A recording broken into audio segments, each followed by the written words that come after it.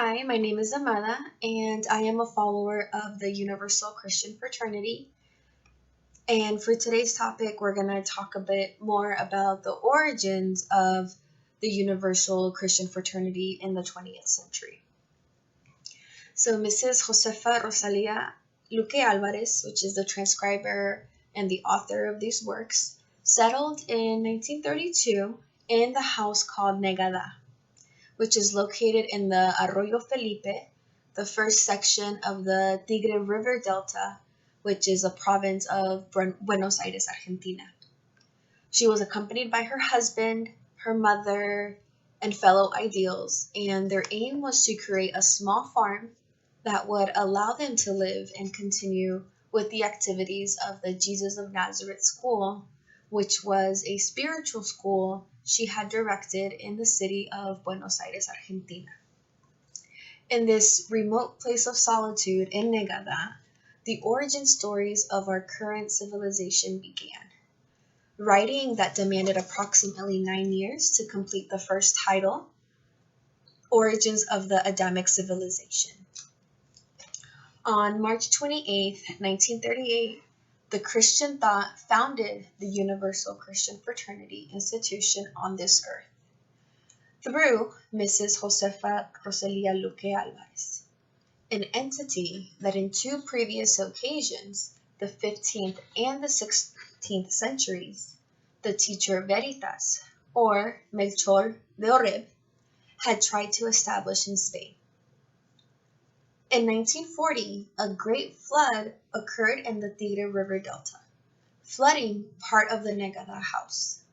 Because of the risky economic situation and the weak health of Josefa's mother, they decided to go live in the town of Florida de Vicente Lopez within the Buenos Aires province.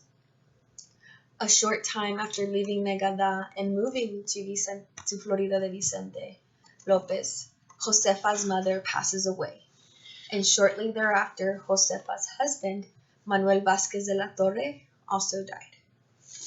Her husband would continue to accompany Josefa in her mission, guiding her from the spiritual plane that is closest to the earth's physical plane.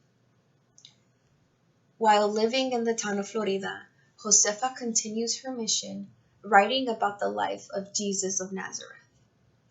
In 1949, the first of his life work was published with the title Eternal Harps, or Arpas Eternas.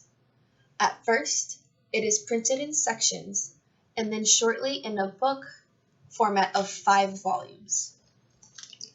A better and newer edition of Eternal Harps was soon possible from the readers of the work who collaborated in the circulation of it.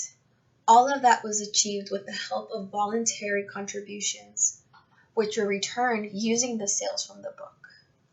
It was a great monetary effort, since economic means were not available, using only the salary of their jobs or small savings they had.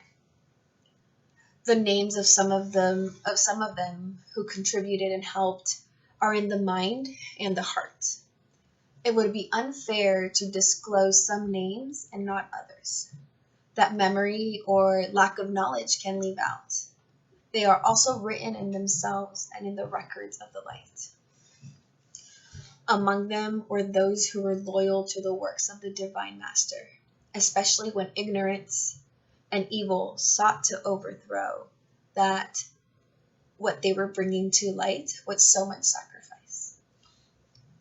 In 1953, Mrs. Josefa Rosalia Luque Alvarez returns to Negada, spending most of her time there, and continues her writing with Cumbres and Llanuras, or Summits and Plains. On June 25, 1960, she begins writing Moisés, or Moses, the Seer of Sinai, settling definitively in Negada in 1962. On July 31st, 1965, Mrs. Josefa Rosalia Luque Alvarez dies in Negada at the age of 73. Her ashes remain in Negada, her spirit feeding the idea that sustained her whole life. The works transcribed here are the foundation of the Universal Christian Fraternity School. In these works, you will find the knowledge that was possible to give during this time, contributed by the School of Divine Wisdom, existing since humanity had among it the guides and instructors of souls. What started as a small story in 1932 demanded 30 years of activities complying with pre-existing agreements.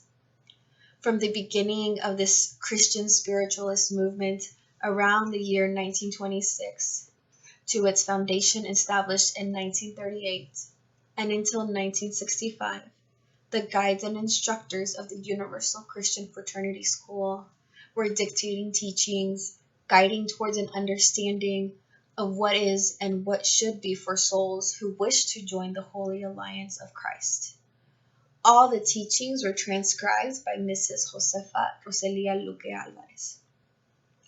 In the book Golden Key, Seven Portals, or Llave de Oro, Siete Portales, you will find what has been gathered from manuscripts with the intention that in your time of meditation, reading, analyzing, it clarifies our conscience as children of God and followers of the Christian ideal, and with the desire that we take advantage of their teaching and put our lives along with the ideal.